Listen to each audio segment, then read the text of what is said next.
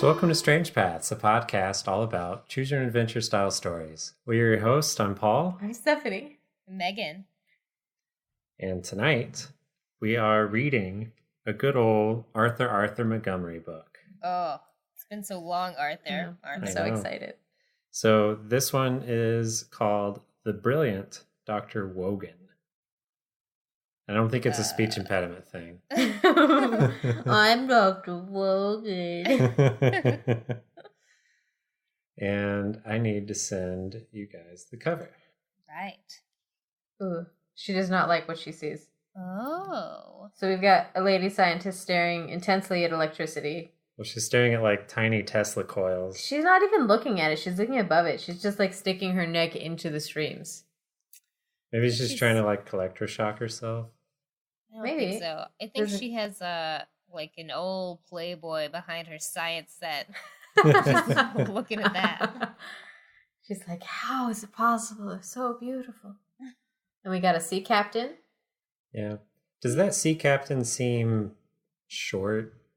I was wondering that, but I think that he's up to his knees in water, but he does look oddly proportioned. I think he looks kind of like an asshole. He looks pretentious. Maybe it's because it's sort of like from my small image I'm looking at, it looks like he's wearing a beret and like stroking a goatee. I can't really see. So he's got like a rope over his shoulder Oh. that he's like pulling a little canoe or something. And he's got the hat has a bill, but it's like a flatter captain's hat. I think Well, it he's has like- beret vibes. Well, he's wearing one of those hats that like a kid in the 40s selling newspapers would wear. Yeah. And he does have a pretty sweet cardi on, or is that I'm going to say it's a cardi. Yeah. Because I don't want you to say that it's just a regular jacket. Okay. Yeah. And is there maybe a kid hiding behind a giant crab in the back? I don't think it's a crab. I think it's rock, but yeah, there's definitely a kid back there. What the hell? How did you even see that? I see him because he sees me and I can feel it. That's weird. All right, so I have no idea what's going to happen. Yeah. All I know is lady scientist and sea captain. And Although we've been Sea burned. captain. We've been burned by interesting covers Yes. before, so I'm hoping that maybe this one's deceptive. Yeah, I'm looking at you, Escape. God, that was terrible. Wasn't that the racing one in the desert? And it was so boring. Yes. They managed to make racing in the desert boring. And Cup of Death. Oh, God. Cup of Death was classic. Terrible. To have tea time with an old lady. Yeah. Oh, she can sell fortunes, but really she's just saying, I'll give it back. All right. So you guys ready? Yeah. Okay. Wait, are you Ready? like embodying the spirit of Arthur right now? Always. Is he in you? I Pea wish. yellow. Look into my eyes. Are you Arthur? Yes. I hate that. All right. So. Read the story like that. No, that is for. You'll like pass out. Oh, I only hurt my throat for Sean stories. So. Oh, I see. Your wife isn't important enough to hurt your throat for. Exactly. Oh, we hurt your throat for Sean. Wow. All right. Beware and warning. Your mentor and direct boss, the brilliant scientist Diana Wogan, has disappeared. Several of her most recent inventions are missing too. One of them, a radiation neutralizer, could change the balance of world power overnight. Dang. A country with the atom bomb and a neutralizer would be safe from outside attack. They could ransom the planet. Dr. Wogan's plan was to put a neutralizer into the hands of every country, making the whole world safe. Unfortunately, it seems like someone else has very different ideas. Well, of course No. they do. I don't know. How guys. are they going to This get that book, sweet cash? It feels too politically charged right now. yeah, it's too much like whenever I look at Twitter. Yeah. Whenever I turn my gaze toward anything other than like my own inside of my eyelids. Yeah. Which is a really disgusting thing to say. I'm really sorry about that. Yeah. All right, page 1. There isn't a clue, not a trace. Dr. Wogan, the brilliant Wogan, is gone. The fat, stoop-shouldered official in the rumpled gray suit slams his pencil on the desk and sits down, not looking at anyone in the room. You glance around the others. They are all silent. You glance around at the others. They are all silent. Then, without warning, you hear, "There's only one person who can find Diana Wogan and bring her back, if she's alive. We all know who I'm talking about. You, come up here." The man in the gray suit. Oh, wait.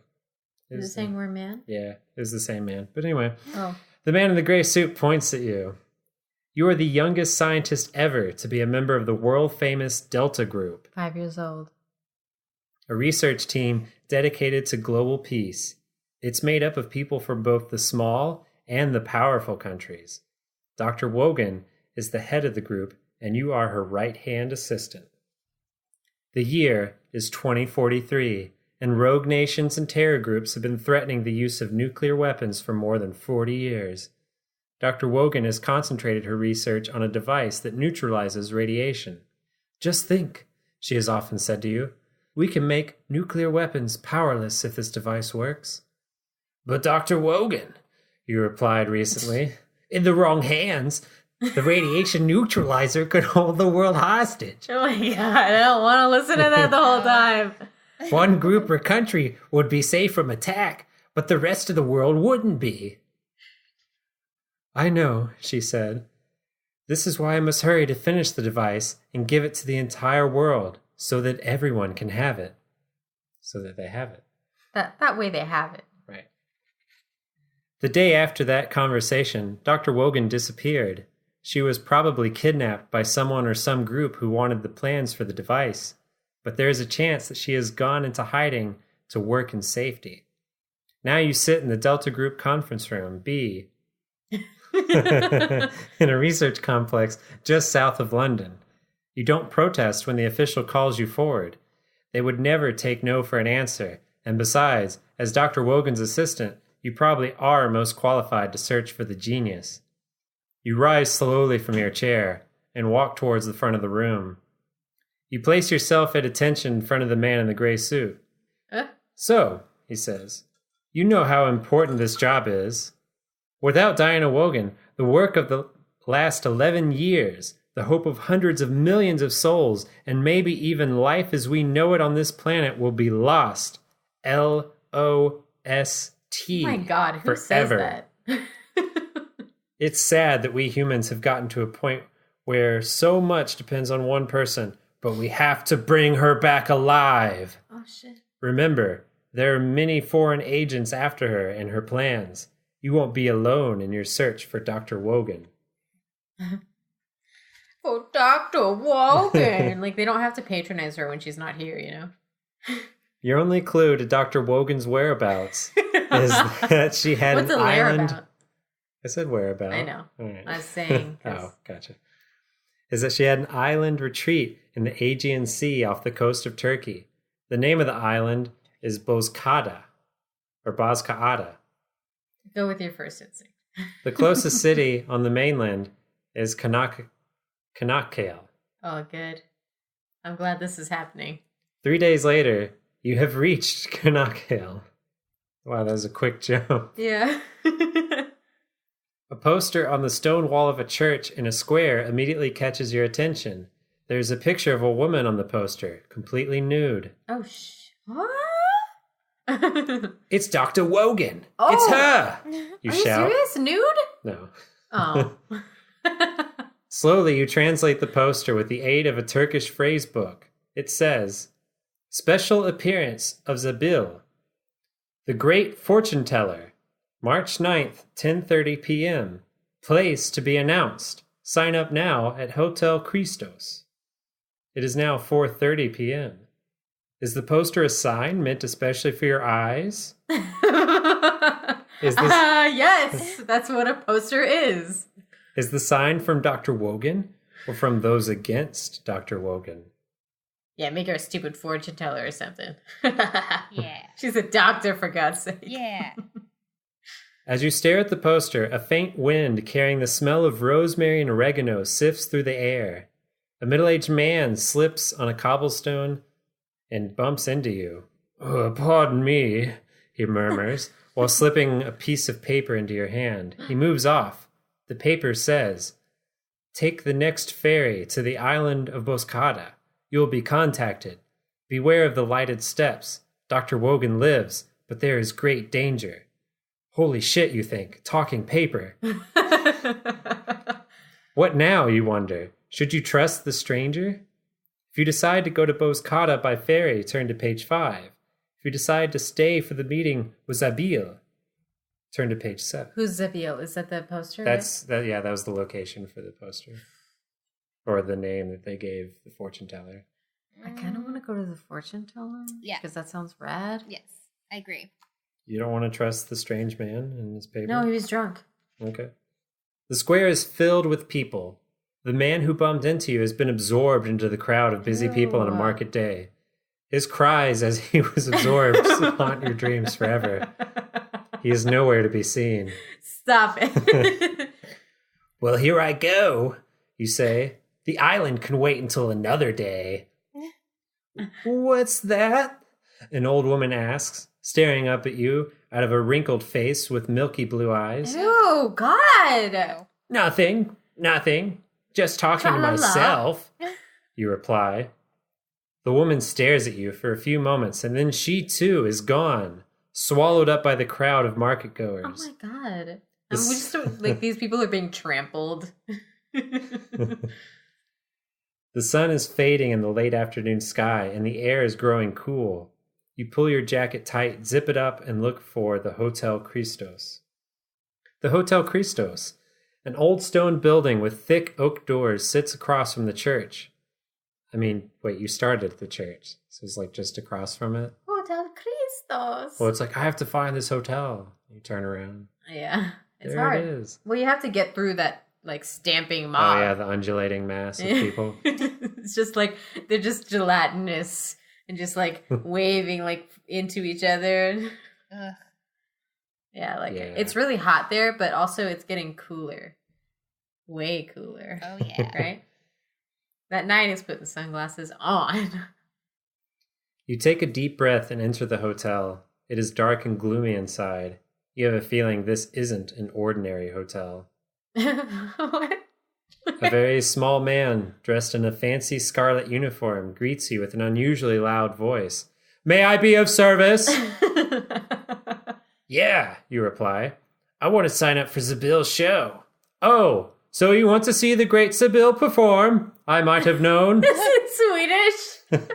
Well, I'm here to fix your pipes. Well, follow me. I will take you to sign up. Be careful. The ceiling is low and the steps are uneven. Ugh. Why is it a problem for him? He's really small. Yeah. And also, you're 5 years old. He leads you towards the back of the dark lobby. And we're jumping around pages a ton. Like it keeps like having me something's go happening. between like page, like that was 9 to 84. 1984. Silently, a stone wall slides open on gleaming metal hinges, revealing a stainless steel spiral staircase. A greenish light comes up from below. A cool current of air blows up the steps. Way cool. You hesitate. "Go ahead, have no fear," says the small man. What a weird thing to say. This time his voice is no more than a faint whisper. Oh. But still has that tone. Yeah. Go. I was going to whisper, but then it just came out of yo. It takes several minutes to descend the stairs. At last you reach the source of the green light. It comes from a cave-like room of solid rock. The light is generated by a bank of computer monitors. 3 people huddle over the central screen. They straighten up at the sound of your approach. Oh my gosh. I'm so scared. Better close that window real quick. Yeah. Tab over, honey. We're Yeah. going to see what you're looking at. It's their J.O. cave. Oh, yeah. You need the green light because It's easy on the eyes. it's not black light. So that's good. Oh, right. Yeah. You don't want the black light. A murmuring sound, not quite music, fills the room. That's Dr. Wogan's sound, you think, startled. What? What does that mean? Wait, no, we have to think about what this means. What kind of sound do you think it is? It's like this. He said it's faint murmuring. Oh, okay. Maybe it's like just her trying to say her name properly.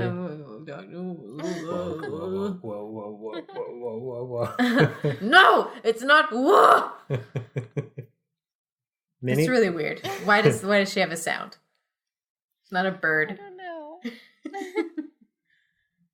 Many times when you were Dr. Wogan's assistant, she would close her eyes, sit upright with arms and legs crossed, and emit a sound just like the one you were hearing. It is a sound made during meditation. The sound Om, repeated over and over again. Oh, I was kind of right. Okay, but why not just start with that? Yeah. Like, why is she freaking out this child? And it's also weird that it says emit. Yeah. It's like it's like coming out of her, not she's making the sound. Right. Is Dr. Wogan making the sound? If so, where is she? Is she working here? It's just as likely that she's being held captive. Does she have a new assistant? Here is one who will brave enough to meet Zabil. Will this one do? The dwarf asks. Yes, perfectly, replies the figure in the center with a knowing grin. Ugh, that's creepy. Prepare our visitor.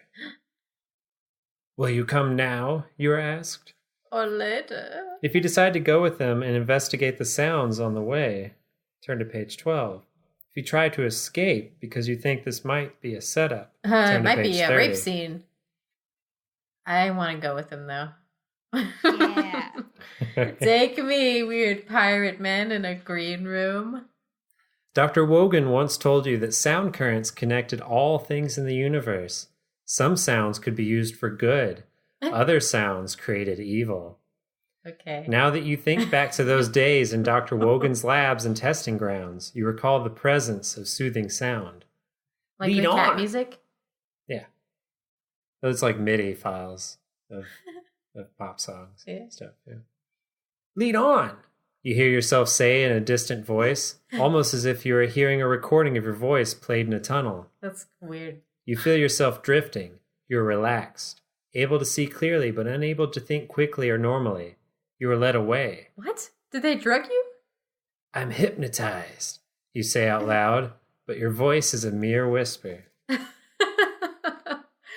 What in the world? This is the weirdest written story RA has ever done.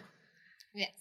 The murmuring increases in intensity until it reverberates so intensely you feel as though you were in a huge pinball machine, being bounced back and forth by the murmuring sound waves. I must wake up. Immobilizing blackness slips into your shoes and floods upward through your body until only your head is above it. Is it like Hexus? Yeah. Yeah. Or like that stuff from Little Nemo? Mm. What? You haven't seen it. Oh, okay. Lucky you. All right. You. Disagree. But watching that movie as a kid, it scared the shit out of us. Is it like a prequel to Finding Nemo? Yes, it's exactly that. Okay. Nice. And when we watch it, you will laugh and laugh. Okay. Yeah. Scary clown man. Oh my god, it's so scary. Tell us what you know of Dr. Wogan. What? His speech impediment.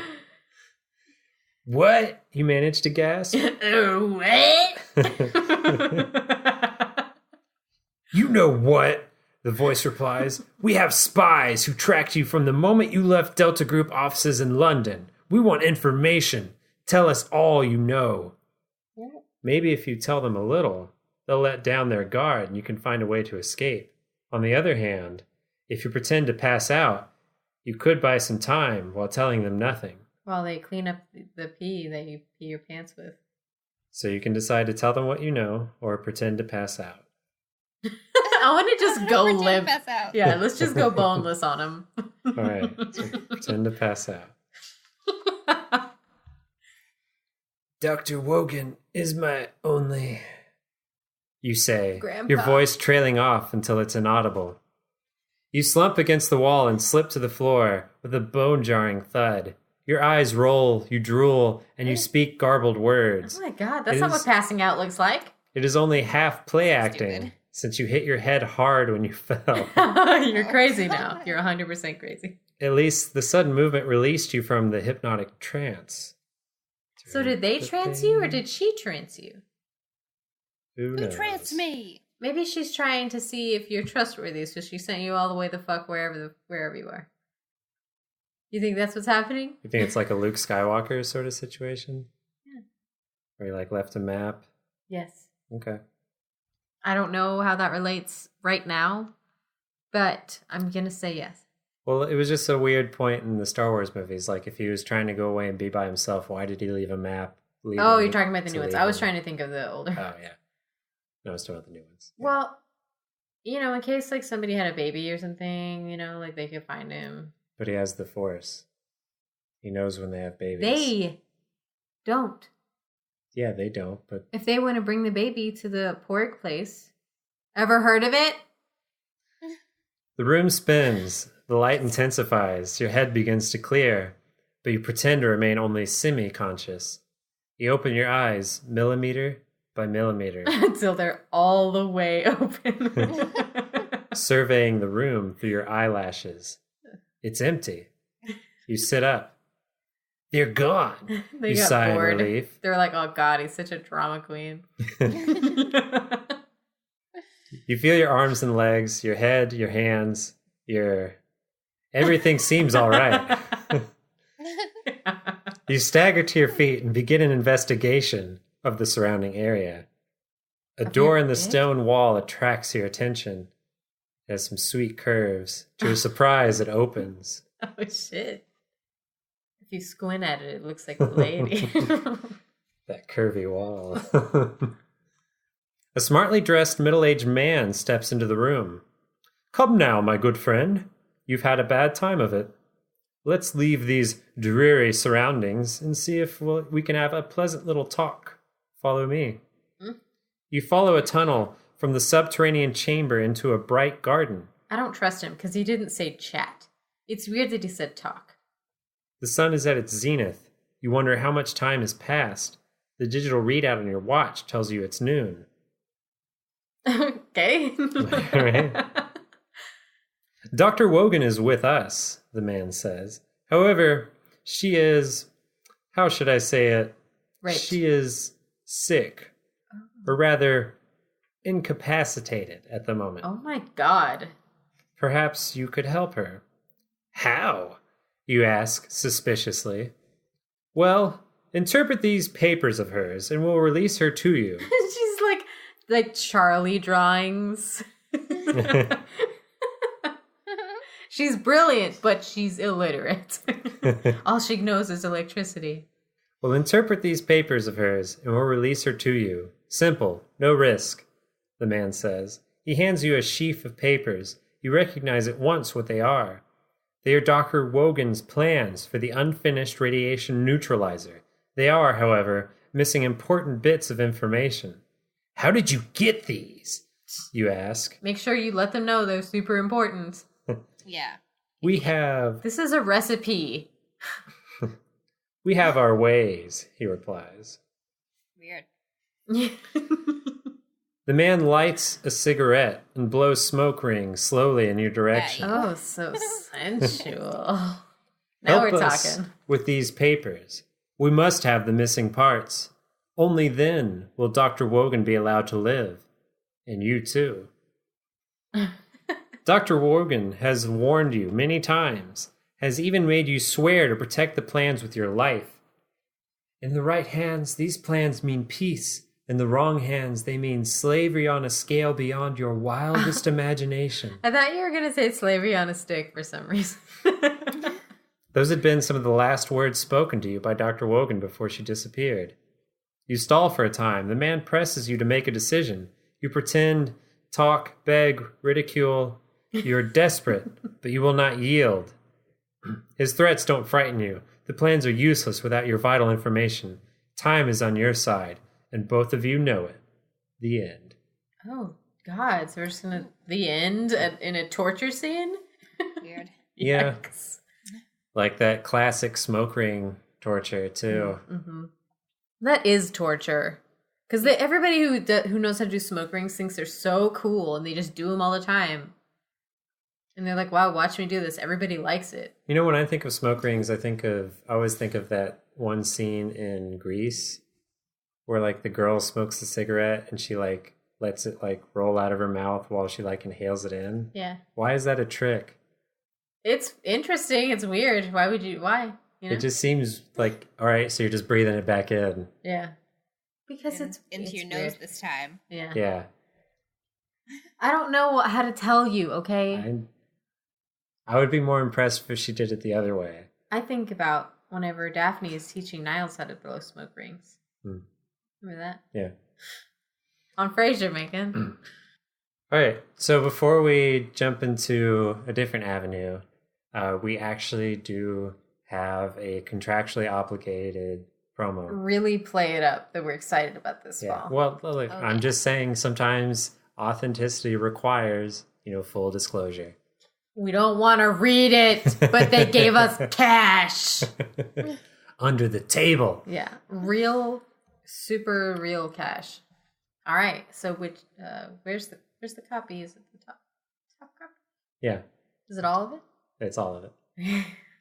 All right. You've had a grand time enjoying Kenny's oil-powered clone kit. Now that your hands are free, why not return to the healing center and local hotspot, Penny's unaided slip and slide yoga? With her facilities open 24/7, Penny's unaided slip and slide yoga, or Pussy, is the easiest place to get into in town. Whether you need some downward dog or are feeling like a corpse, you'll always be at full salutation when you see Pussy's trademark green lights giving you the go-ahead. Don't worry, just slide on in on the welcome mat. You know it's already wet and waiting. So happy they sponsored us this week. When you're finished with Pussy, why not go around back and try Andy's Nuts and Lube for all your hard-to-get-off hardware needs. Penny's unaided slip and slide yoga is not responsible for any items lost or injury sustained while in one of our hotspots. Children not allowed unless conceived previously at a certified Pussy location. Oh. Thanks, Pussy! Wow. Wow. I mean, there's no words. Nope. There's just none of them. Thank wait. you so much. I can't wait to unaidedly slip and slide on my yoga mat and look at these hot spots. They sound so hot. I hope they sponsor us for a long time, and I can't wait to make the copy for this for our Twitter. Yep. Thanks, sponsor. Okay. Anyway, so what would you guys like to do? You could follow the old drunk man's piece of paper that he gave you, or you could not pretend to fall asleep or pass out, or you could what was it, just agree to help the man. What man? Oh no, you didn't have an option for that. Or you could try to escape whenever you met the three in their JO cave. I think that I would like to follow the note. Follow the note. With the creepy crowd sucked man. Okay. Yes. Okay. So the paper that we read said that we should take the next ferry to the island of Boscata, where we'll be contacted and to beware of the lighted steps. So we will go try that out. See how it goes. All right. I can't wait. Now I'm all lubed up. I'm sorry. The ferry for Boscata is an old boat, grimy with years of service. Barnacles and seaweed cling to its hull. It sloshes up and down in the gentle swell of the Aegean. I can't get our sponsor out of my head right now, and I'm really unhappy. One way or return? Asked the man selling tickets in surprisingly good English. Not like you. What is wrong with you? Look, the cadence is hard when they break up the sentences weirdly. Return, I hope, you reply. As you wish, he murmurs, handing you your ticket. The ferry does not depart for 2 hours. When at last it chugs away from Canacal, you survey the other passengers. There are 6 of them. The 6 passengers spread throughout the small cabin, each taking a seat near one of the windows. You have been traveling for several hours when one of them, a young woman dressed in a yellow rain slicker, motions to you. Slicker? I hardly know her, am I right? Yeah. Good joke? Yeah. Good one. Motions to you with a nod of her head and a slight movement of her hand. Aw, yeah. Stop. She repeats the movement and looks aft, out towards the deck at the stern of the ferry. You know what I mean. Then she gets up and leaves the cabin. You're about to rise and follow her when a man, middle-aged and well-dressed in a suit and a tweed overcoat, attracts your attention by dropping a pen. Oh. He bends to pick it up, and while rising, gently shakes his head, looking at the figure of the woman who is now out on the deck and mouths the word, no. What is happening? If you decide to ignore the man's warning, you can go out on the deck and talk to the woman. Or you can take the man's advice and not follow the woman. What? I mean, so who do we want to get with? The pen guy who did the bend and snap for us? Or some slicked up hussy? I'm just saying, she, was looking out at the deck with the stern of the ferry. If you know what I mean. That does sound good. But that pen action sounded really too. That's up to you guys. Yeah. Okay, well, we could do a different rock, paper, scissors where one of us represents a choice. Okay. Okay, so I'll be the pen man. Okay. As per usual. Yes. All right. Hey, wait, I want to give Megan a secret tip on this one. Ready? Rock, paper, scissors, shoot. Paper! Oh, shit. Did you tell her to choose scissors? What did he say? I don't remember. Did you tell her to choose scissors? Yeah. Did you know I was going to choose paper? You always choose paper. Do I really? Like, every time I play rocks, paper, scissors with you, I know to choose scissors because you always choose paper. Oh my god. I didn't even realize, because I was always choosing scissors. Gotta get my rock on. I noticed that you and I like to choose scissors, so I was gonna choose rock, but that would have been bad. All right, so the lady it is with. All right. Why are you helping her win? Why don't you want it to be the pen man? Because I just wanted to prove that I knew what you were gonna pick. All right. Okay. Anyway, rising slowly to accommodate the swell of the waves, you ignore the frowning man and move outside the cabin. A moist and salty sea breeze greets you. Why is it like this? Like, I know you're reading it like a romance novel right now, but why is it helping you? It has already grown dark. The woman sitting next to the rail doesn't look at you. You take a position next to her. Both of you stare into the plume of white foam streaming beneath the ferry. Screaming? Streaming. Ah! Finally, she speaks. You are in great danger. I am your only friend on this boat. Beware of the others. Stay close to me and speak to no one. Dr. Wogan awaits. She still doesn't look at you. Oh, she still doesn't look at you.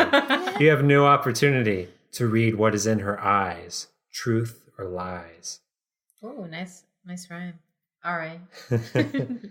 Who are the others, you ask? Your enemies. Yours and Dr. Wogan's and the world's. I can't say more. It is not important anyway. You remember the note. It said you'd be contacted, but did not say where or when. Is this woman your contact? Or is it the man who dropped the pen? Out of the corner of your eye, you become aware of movement inside the cabin. 2 men are tiptoeing towards the door leading to the aft deck. Are they doing like the classic, like... Yeah, hands up and like little tip taps. Yes.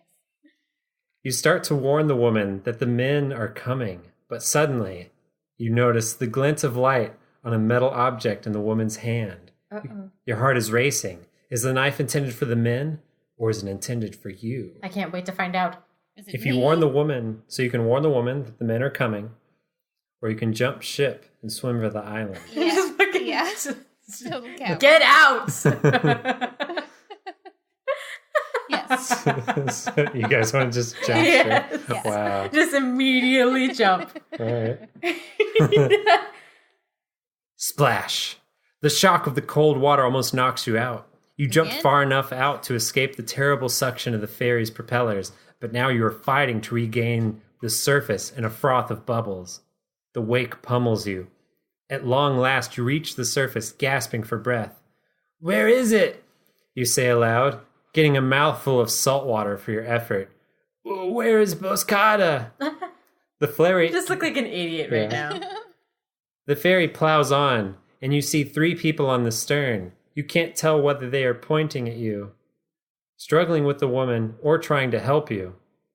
A second later, there's a splash off the stern. It's probably a life preserver, you say to yourself.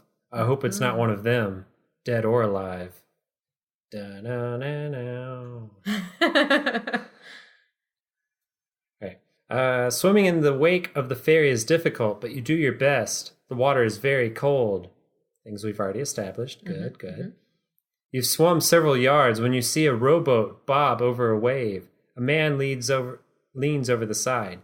Get in before you freeze to death, he says in a heavily accented voice.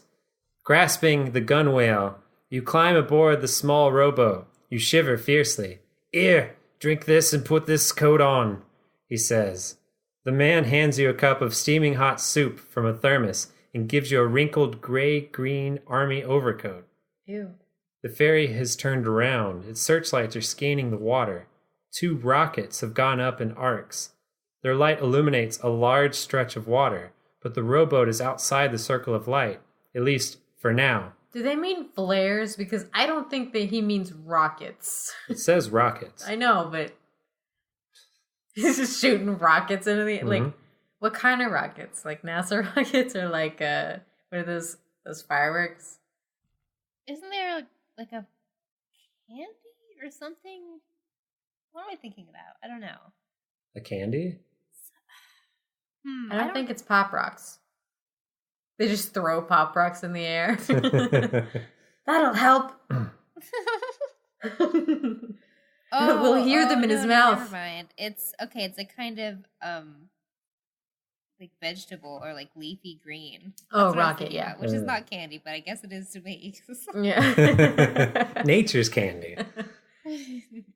Here, shoot out the searchlights, the man says, handing you a rifle with a long-range night scope attached to its slender barrel. I think you should shoot him out, Mr. Rowboat. He is busy fitting an outboard motor to the stern of the rowboat. Oh. I didn't count on rockets, but they will burn out. Shoot out the searchlights. Those people mean to kill you. Why is this man so conveniently there in a boat? Is he friend or enemy? Who are your friends? Frenemy. Dr. Wogan's friends? As you wonder about these things, a motor launch carrying 3 people starts out from the ferry. It's headed in your direction. Shoot! The man commands again. If you decide to ignore him, turn to page 40. No, I'm not going to ignore this dude. If you agree to follow the man's command, turn to page 48. Follow his command. I just want to sit there. No, I'm not gonna.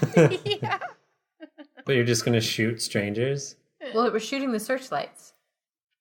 Oh, I guess that's true. I was just thinking, like, there's people coming, shoot them. I don't know. But anyway. Okay, but I'm not very good with weapons. Never had much desire to use them, you say. Oh my god, this is not the time to be like so hipstery and like uppity about this. I mean, like, I don't know how to do it or whatever because I'm like a really good person, so. The man pauses for a moment, giving the engine mounting brackets one last twist. He pushes the outboard down so that the small propeller is in the sea. Before pulling the starter cord, he says quietly, "Aim high. Squeeze the trigger. Don't pull it. Fire again if you don't succeed." "But there are people aboard the ferry. What if I hit them?" you cry, scared and worried. I like how you don't have the nerdy voice anymore. You're just like pissed off teenage girl. But like, what if I hit them? Too bad for them. There are victims everywhere in the world. That is just bad luck. Now fire. You shake your head and put the gun down onto the seat next to you. "No, I can't do it. You chose not to. I don't want to kill anyone. It's wrong," you say. "Suit yourself. It's your life. I'll do it."